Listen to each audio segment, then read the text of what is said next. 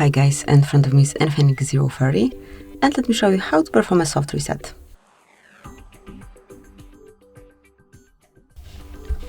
So basically all you have to do is to tap on power button and hold it. Keep holding.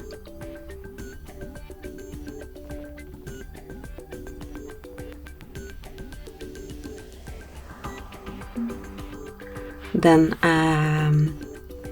take off a finger from power button and wait a couple of seconds. After that, your device will be rebooted.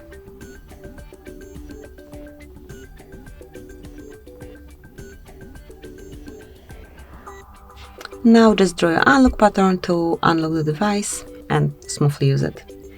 Thank you for watching, please subscribe our channel and leave the thumbs up.